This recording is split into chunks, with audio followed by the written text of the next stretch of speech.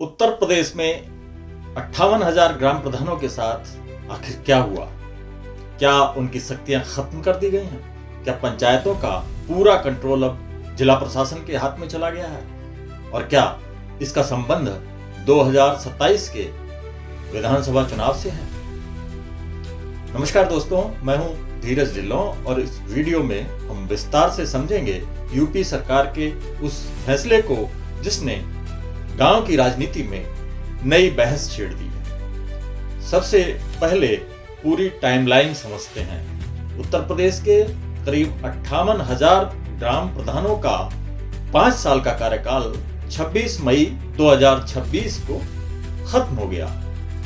सामान्य परिस्थितियों में इसके बाद पंचायत चुनाव होने चाहिए थे, लेकिन इस बार ऐसा नहीं हुआ। दरअसल पंचायत चुनावों में आरक्षण तय करने के लिए पिछड़ा वर्ग आयोग यानी ओबीसी आयोग की प्रक्रिया चल रही है। इसी वजह से चुनाव कार्यक्रम में देरी हो गई है। वैसे ये तकनीकी जवाब है। सियासी जानकार इसके लिए सरकार की मंशा को जिम्मेदार बता रहे हैं। अब सवाल था कि चुनाव होने तक ग्राम पंचायतों का कामकाज कैसे चलेगा। इसका जवाब सरकार ने 27 मई को जारी आदेश के जरिए दिया। सरकार ने निवर्तमान ग्राम प्रधानों को अगले 6 महीने के लिए प्रशासक नियुक्त कर दिया। पहली नजर में यह फैसला ग्राम प्रधानों के लिए बड़ा राहत देने वाला जैसा लग सकता है और उन्हें लगा भी। उन्होंने इसका बाकायदा जश्न मनाया, लेकिन असली कहानी इसके बाद शुरू होती है। सरकारी आदेश के मुताबिक प्रशासक बनाए गए पूर्व प्रधानों के पास न तो नई योजनाएं शुरू करने का अधिकार होगा और न ही वित्तीय फैसले लेने की कोई शक्ति, यानी चौकीदार बन गए हैं, चाबी छीन ली गई है। गांव में विकास कार्यों से जुड़े बड़े निर्णय, बजट खर्च और प्रशासनिक मंजूरी का नियंत्रण अब जिला प्रशासन के हाथ में रहेगा। सरल भाषा में समझें तो प्रधान पद पर व्यक्ति वही है, लेकिन उसकी शक्तियां पहले जैसी नहीं रहीं।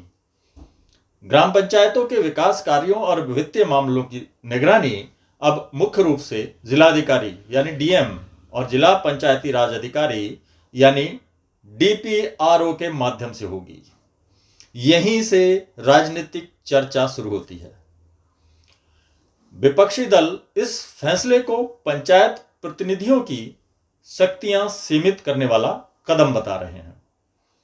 वहीं सरकार का पक्ष है कि चुनाव होने तक प्रशासनिक व्यवस्था बनाए रखने और वित्तीय अनुशासन सुनिश्चित करने के लिए यह व्यवस्था जरूरी है। क्योंकि उत्तर प्रदेश की राजनीति में ग्राम पंचायतें बेहद महत्वपूर्ण भूमिका निभाती हैं। गांवों में राजनीतिक माहौल बनाने और जनसंपर्क मजबूत करने में प्रधानों का बड़ा प्रभाव माना जाता है। ऐसे में चुनाव से पहले पंचायतों की वित्तीय और प्रशासनिक शक्तियों का जिला प्रशासन के पास चले जाना राजनीतिक विश्लेषकों के बीच चर्चा का विषय बन गया है। फिलहाल पंचायत चुनाव कब होंगे, ये आरक्षण प्रक्रिया पूरी होने के बाद ही स्पष्ट होगा, लेकिन इतना तय है कि अगले कुछ महीनों तक यूपी की ग्राम पंचायतों में सत्ता का समीकरण पहले जैसा नहीं रहने वाला। दोस्तों, आपकी क्या राय है? क्या यह प्रशासनिक मजबूरी है या राजनीतिक रणनीति? कमेंट करके जरूर बताइए।